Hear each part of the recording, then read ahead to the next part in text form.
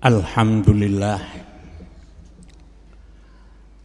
Alhamdulillahilladzi an'ama alaina bi ni'matil imani wal islam wa hadana siratam mustaqima dinan qiyamam millata Ibrahima hanifa. Asyhadu an la ilaha illallah wahdahu la syarikalah wa asyhadu anna sayyidana wa nabiyyana Muhammadan abduhu wa rasuluhu la nabiyya ba'dah. Allahumma sholli wa sallim wa barik ala sayyidina Muhammad wa ala alihi wa ashabihi ajma'in. Amma ba'du, faya ayuhan nas, usikum wa nafsi bitaqwallah wa ta'atihi la'allakum tuflihun. Ittaqullaha haqqa tuqatihi wa la tamutunna illa wa antum muslimun. Para jamaah kaum muslimin, jamaah Jumat rahimakumullah, marilah kita bersama-sama selalu berusaha untuk meningkatkan ketakwaan kita kepada Allah dengan takwa yang benar, melaksanakan segala perintah Allah dan meninggalkan semua larangan-larangan Allah. Hanya dengan takwa Allah yang benar dijamin kita pasti selamat di dunia dan selamat besok di dalam alam akhirat. Para jamaah kaum muslimin rahimakumullah, dalam kesempatan khutbah Jumat ini, marilah kita memahami dan menganalisa tentang situasi umat Islam di Indonesia ini. Kita semuanya telah tahu bahwa umat Islam di Indonesia menurut data terakhir dari Departemen Agama adalah berjumlah 87%. 87% ini kalau diukur dengan dunia internasional, Indonesia adalah satu negara yang umat Islamnya terbesar di dunia. Tapi kita harus tahu bahwa mayoritas umat Islam di Indonesia yang diperkirakan 87% ini dibagi dua. Yang pertama adalah golongan Muslim yang aktif, golongan Islam yang mengamalkan ajaran Islam. Sedangkan golongan yang kedua adalah golongan Islam yang hanya Islam tetapi tidak mengamalkan ajaran Islam. Nah, ini adalah keadaan Islam di Indonesia ini. Sekarang kalau kita prediksi umat Islam di Indonesia ini adalah bukan golongan yang kuat, tapi adalah golongan yang besar, jumlahnya besar, tetapi tidak sesuai kekuatannya dengan kebesarannya. Apa buktinya? Beberapa kali pemilihan umum di Indonesia, partai-partai Islam tidak pernah berhasil untuk meraih kemenangan. Yang kedua, menurut fakta bahwa ekonomi di Indonesia ini adalah dikuasai oleh orang-orang non-Muslim. Semua pengusaha-pengusaha besar yang ada di Indonesia ini, menurut majalah Bisnis Indonesia, bahwa di Indonesia ini ada 26 konglomerat orang-orang yang terkaya di Indonesia ini. Mereka itu adalah pengusaha-pengusaha besar, pengusaha-pengusaha pabrik-pabrik mobil, pabrik sepeda motor, pengembang-pengembang besar, berbagai macam usaha. Ini adalah golongan non-Muslim. Dari 26 konglomerat Indonesia ini, yang Islam hanya 2 orang. Ini adalah satu fakta. Islam ini besar, tapi Islam ini tidak mempunyai satu kekuatan. Para jamaah kaum muslimin rahimakumullah, Imam Al-Ghazali radhiyallahu anhu di dalam salah satu kitabnya beliau mengatakan, bagaimana caranya supaya umat Islam itu menjadi umat Islam yang kuat, tidak hanya besar tapi menjadi Islam yang kuat. Itu ada beberapa hal, termasuk kita yang harus melaksanakan. Unsur-unsur kekuatan Islam ini yang pertama disebut dengan quwwatul aqidah, kekuatan akidah. Orang Islam ini akan kuat manakala akidah umat Islam ini kuat, imannya kuat, imannya mantap. Karena orang yang Islamnya, imannya itu kuat, di dalam Al-Quran itu disebutkan mereka tidak takut mati dan juga tidak takut melarat. Wa ma kana li nafsin an tamuta illa bi idznillah kitaban muajjala. Ini satu, iman yang kuat. Yang kedua yang menjadikan Islam ini menjadi kuat adalah quwwatul ilmi, kekuatan ilmu. Ilmu di sini adalah ada 2 macam yang harus dikuasai oleh umat Islam. Satu yang namanya ulumuddin, ilmu agama Islam. Yang kedua adalah ulumud dunya, ilmu pengetahuan dan teknologi. Sekarang ini kalau tadi saya katakan jumlah umat Islam itu 87%, separuhnya adalah golongan Muslim yang statistik.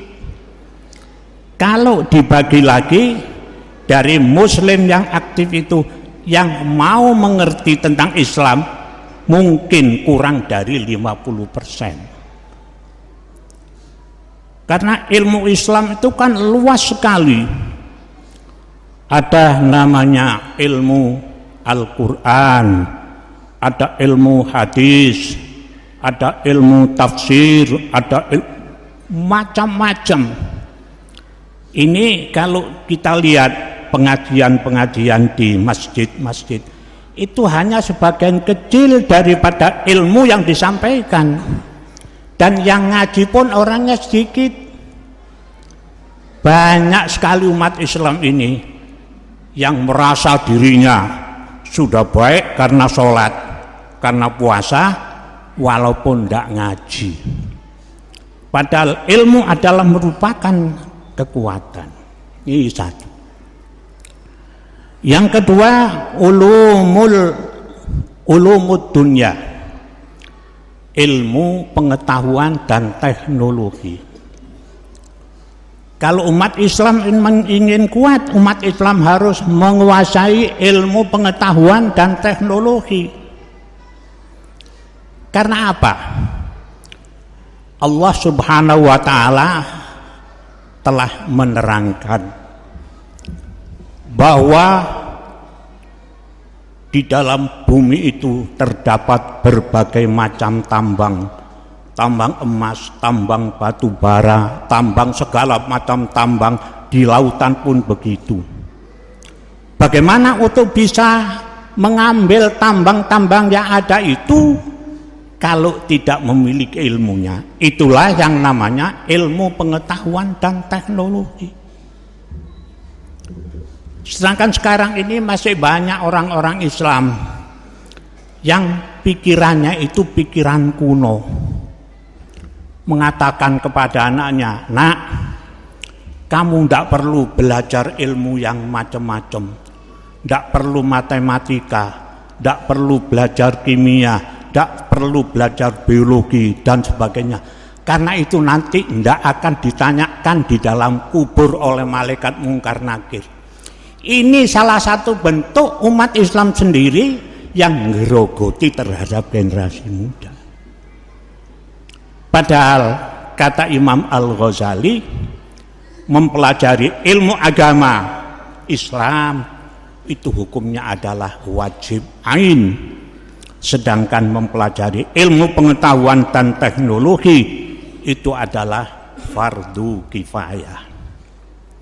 Ini yang kedua. Umat Islam kalau ingin maju harus menguasai ilmu agama dan menguasai ilmu pengetahuan dan teknologi. Kemudian yang ketiga, yaitu quwwatul iqtisadiyah.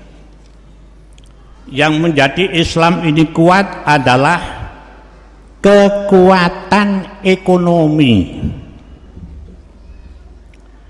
Memang di dalam Al-Quran itu diterangkan ada 3 pandangan manusia tentang harta benda. Pertama, golongan yang mengatakan bahwa harta benda itu adalah penting, perlu, harus dicari yang sebanyak-banyaknya. Mereka adalah golongan orang-orang kafir. Mereka beranggapan bahwa orang hidup di dunia ini harus mempunyai harta benda yang banyak, hidup yang mewah, segala-galanya mewah. Mereka beranggapan bahwa hidup hanya di dunia ini saja, setelah mati tidak akan hidup kembali. Hum yakuluna wa yatamatta'una kal an'ami. Itu Al-Quran mengatakan mereka itu adalah makan dan bersenang-senang seperti halnya binatang. Ini pandangan orang kafir. Golongan yang kedua adalah orang-orang yang mengatakan bahwa harta benda itu tidak perlu. Tidak perlu harta benda itu. Apa artinya harta benda? Hidup sedikit saja, hidup hanya sebentar. Yang penting kita ini beribadah untuk mencari masa depan. Ini katanya orang-orang ini golongan zuhud, tapi adalah zuhud yang tidak rasional, yang tidak sesuai dengan ajaran Islam. Menganggap harta benda itu tidak perlu. Nah, karena itu banyak orang-orang Islam yang mereka ini mengatakan tidak perlu harta benda yang banyak, yang penting itu sedikit tapi barokah. Hanya itu saja, sehingga mereka itu kerjanya seadanya. Pada Nabi Muhammad SAW itu mengatakan, di antara doa-doa Nabi itu, Nabi menganjurkan, Allahumma inni as'aluka antarzuqoni rizqan halalan wasi'an thayyiban. Ya Allah, berikanlah aku rizki yang banyak, yang halal dan barokah. Jadi semestinya orang Islam itu harus jadi orang yang kaya. Karena Nabi juga mengatakan la rohbaniyata fil Islam. Tidak ada sistem kependetaan di dalam Islam. Orang ingin bahagia besok di akhirat, sekarang hidup harus melarat. Tidak usah yang mewah-mewah, cukup apa adanya. Kadang-kadang makan saja minta-minta. Padahal minta-minta itu bagi orang yang sehat jasmani dan rohani, hukumnya adalah haram. Itu menurut Islam. Ini pandangan yang kedua. Pandangan yang ketiga, bahwa harta benda itu harus dicari yang sebanyak-banyaknya untuk kepentingan dunia dan kepentingan akhirat. Inilah yang dianjurkan oleh Nabi Muhammad SAW. Kita ini hidup di dunia, hendaklah mencari harta yang sebanyak-banyaknya untuk kepentingan dunia dan akhirat. Nah, bagaimana supaya kita ini hidup di dunia ini cukup, akhirat juga selamat? Nabi Muhammad mengatakan, ad-dunya balaghun ilal akhirah. Harta benda dunia itu adalah sebagai jembatan untuk menuju kebahagiaan di dalam alam akhirat. Inilah yang harus kita pilih. Kita hidup di dunia ini harus mencari harta yang sebanyak-banyaknya untuk kepentingan hidup di dunia dan kepentingan besok di akhirat. Sebab para bapak, kalau Islam itu memilih pandangan yang kedua, hidup itu cukup apa adanya, tidak mau kerja, akhirnya orang Islam ini melarat-melarat. Kalau sudah orang Islam melarat-melarat, akhirnya anaknya bodoh-bodoh karena tidak bisa sekolah, karena sekolah bukan biaya. Nah, kalau orang itu mencari harta untuk kepentingan dunia dan kepentingan akhirat, Nabi mengatakan bahwa jihadu ummati fi akhir zaman bidananir wadarohim. Perjuangan umatku di akhir zaman memperjuangkan Islam ini akan berhasil hanya dengan harta benda, dengan harta. Bagaimana kita akan bisa berjuang untuk menegakkan Islam kalau orang Islam ini tidak punya uang? Karena orang Islam ini misalnya harta bendanya banyak, bisa membangun masjid yang bagus, bisa membangun sekolah yang bermutu, bisa membangun rumah sakit yang bagus, semuanya serba bagus. Anaknya pinter-pinter, karena apa? Sekolah yang tinggi membutuhkan biaya. Kita harus mengikuti pandangan yang ketiga. Carilah harta benda yang sebanyak-banyaknya untuk kepentingan dunia dan kepentingan akhirat. Ini harus kita tanamkan kepada anak-anak kita, generasi kita, dalam rangka untuk menuju masa depan yang baik. Ini kekuatan Islam. Yang keempat adalah quwwatul iqtisadiyah, kekuatan ekonomi. Yang terakhir adalah kuwatul akhlak, kekuatan akhlak. Artinya umat Islam ini akan kuat kalau akhlaknya sesuai dengan akhlak Islam, akhlak yang diberikan oleh Rasulullah Sallallahu Alaihi Wasallam, akhlak yang ditentukan di dalam Al-Quran dan Sunnah Rasulullah Sallallahu Alaihi Wasallam. Ini adalah kalau empat-empatnya ini bisa terwujud di kalangan umat Islam, Islam akan menjadi kuat. Nah, inilah para bapak dan saudara jamaah sekalian, mari kita renungkan hal yang semacam begini ini. Ini benar apa tidak? Ini tanggung jawab kita untuk masa yang akan datang.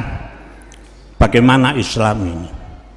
Nah, demikian, mudah-mudahan ada guna dan ada manfaatnya.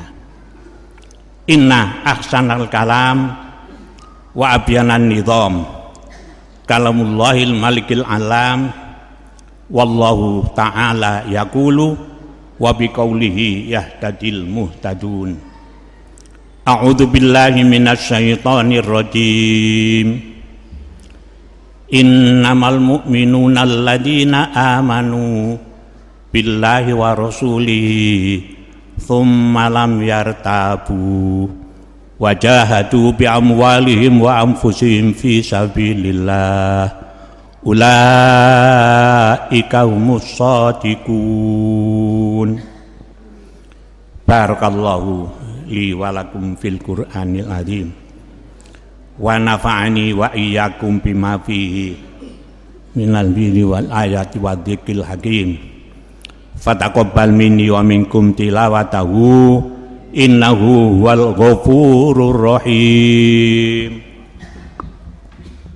Allahumma salli wa sallim ala sayyidina al-Mustafa Ahmadina al-Hadi alaihi salam wa radiyallahu ta'ala an kulli sahabati ajma'in.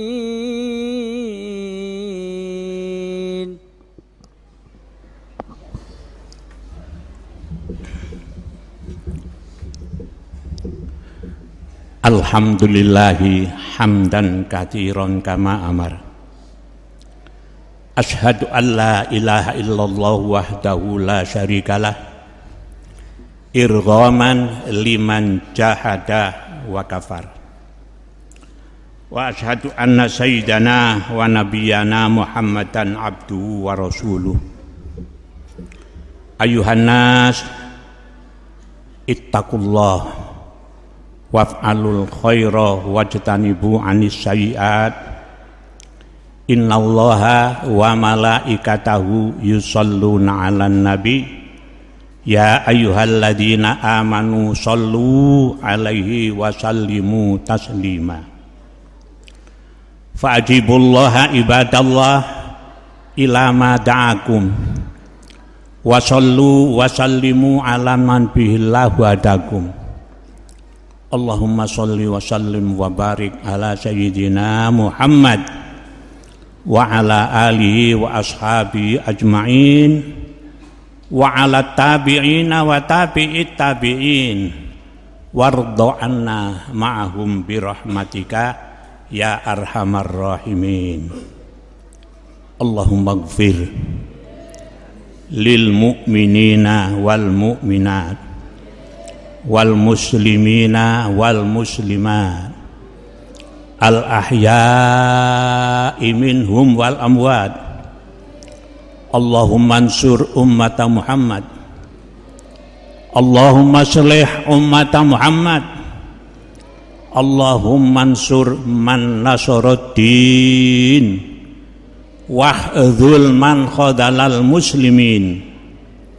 Waj'al baldatana Indonesia hadihi baldatan thayyibah tajri fiha ahkamuka wa sunnatu rasulika Ya Hayyu ya Qayyum, ya ilahana wa ilaha kulli syai'.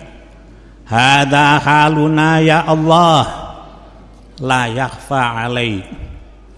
Allahumma adfa annal ghala wal bala wal waba wasyarrul a'da wasyada'ida wal mihan min baladina Indonesia hadhihi khassah wa min buldanil muslimina ammah innaka ala kulli syai'in qadir. Rabbana ighfir lana wa li ikhwanina alladziina sabaquna bil iman wa la taj'al fi qulubina ghillal lil ladzina amanu Rabbana innaka ra'ufur rahim. Ibadallah, innallaha ya'muru bil adli wal ihsan wa ita'i dzil qurba wa yanha 'anil fahsya'i wal munkari wal baghi ya'idukum la'allakum tadhakkarun. Fadhkurullahal 'azima yadhkurkum washkuruhu ala ni'amihi yazidkum wala dzikrullahi akbar.